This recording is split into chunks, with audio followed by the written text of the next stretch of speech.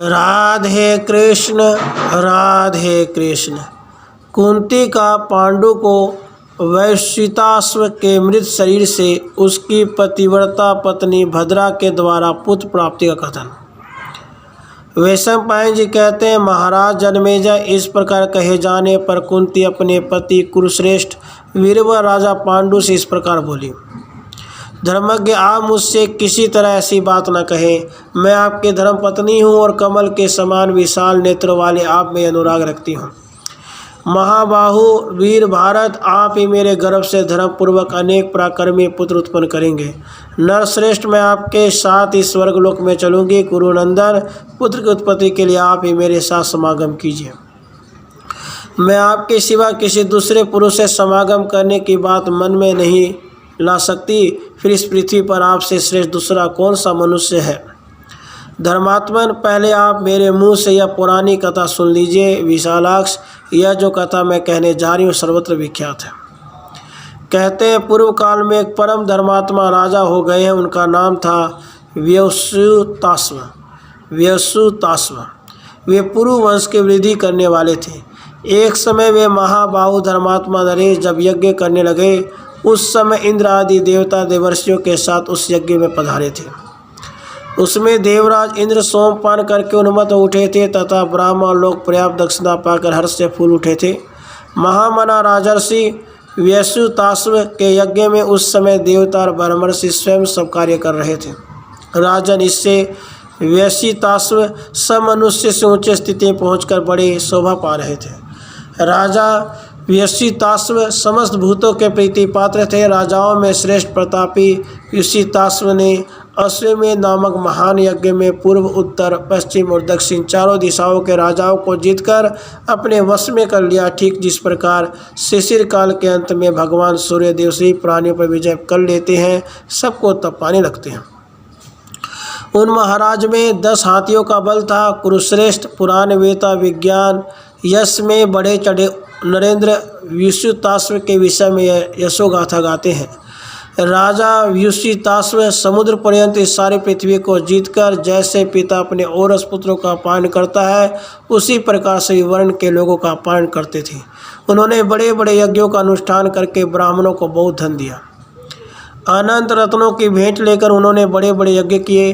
अनेक सोम यागों का आयोजन करके उनमें बहुत सा सोमरस संग्रह करके अग्निष्टोम, अत्यत, अग्निष्टोम आदि 7 प्रकार के सोम याग संस्थाओं का भी अनुष्ठान किया। नरेंद्र राजा कक्षीवान की पुत्री भद्रा उनकी अत्यंत प्यारी पत्नी थी। उन दिनों इस स्त्री पर उनके रूप की समानता करने वाली दूसरी कोई स्त्री न थी। मैंने सुना है वे दोनों पति पत्नी एक दूसरे को बहुत चाहते थे।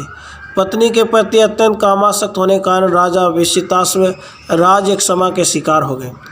इस कारण वे थोड़े ही समय में सूर्य की भांति अस्त हो गए। उन दिनों उन महाराज के परलोकवासी हो जाने पर उनकी पत्नी को बड़ा दुख हुआ। नर व्याघ्र जनेश्वर, हमने सुना है कि भद्रा के तब तक कोई पुत्र नहीं हुआ था। इस कारण वह अत्यंत दुख से आतुर होकर विलाप करने लगी।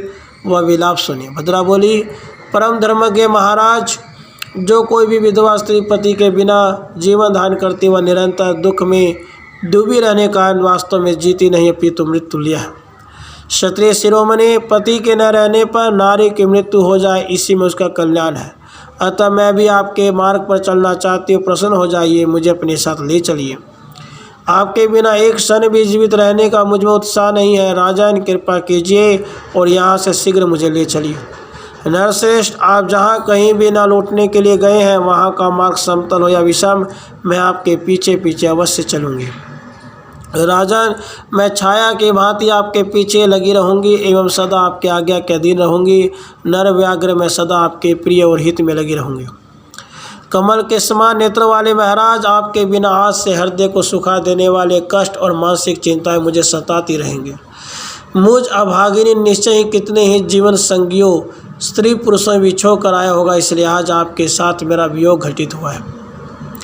महाराज, जो स्त्री पति से बिछुड़ जाने पर 2 घड़ी भी जीवन धारण करती है, वह पापिनी नरक में पड़ी हुई सी दुख में जीवन बिताती है। राजन, पूर्व जन्म के शरीर में स्थित रहकर मैंने एक साथ रहने वाले कुछ स्त्री पुरुषों में अवश्य वियोग कराया है। उन्हीं पाप कर्मों द्वारा मेरे पूर्व शरीरों में भी जो बीज रूप से संचित हो रहा था, वही यह आपके वियोग का दुख आज मुझे प्राप्त हुआ है। महाराज, मैं दुख में डूबी हुई हूँ, अतः आज से आपके दर्शन की इच्छा रखकर मैं कुश के बिछौने पर सोऊंगी। नरेश्वर, करुण विलाप करती हुई मुझ दीन दुखिया बला को आज अपना दर्शन और कर्तव्य का आदेश दीजिए। कुंती ने कहा, महाराज, इस प्रकार जब राजा के शव का आलिंगन करके वह बार बार अनेक प्रकार से विलाप करने लगी, तब आकाशवाणी बोली, भद्रे, उठो और जाओ। इस समय मैं तुम्हें वर देता हूँ। चारुहासिनी, मैं तुम्हारे गर्भ से कई पुत्रों को जन्म दूंगा। वरारोही, तुम ऋतु स्नाता होने पर चतुर्दशी अष्टमी की रात में अपनी सैया पर मेरे इस शव के साथ सो जाना। आकाशवाणी के कहने पर पुत्र की इच्छा रखने वाली पतिव्रता भद्रा देवी ने पति की पूर्वोक्त आज्ञा का अक्षरशः पालन किया। भरतश्रेष्ठ रानी भद्रा ने उत्सव के द्वारा 7 पुत्र उत्पन्न किए, जिनमें 3 सार्व देश के और 4 मद्र देश के शासक हुए। भरतवंश शिरोमणि, इसी प्रकार आप भी मेरे गर्भ से मानसिक संकल्प द्वारा अनेक पुत्र उत्पन्न कर सकते हैं, क्योंकि आप तपस्या और योग बल से संपन्न हैं। इस प्रकार श्री महाभारत आदि पर्व के अंतर्गत संभव पर्व में व्यसुताश्व उपाख्यान विषय 120वां अध्याय पूरा हुआ। राधे कृष्ण, राधे।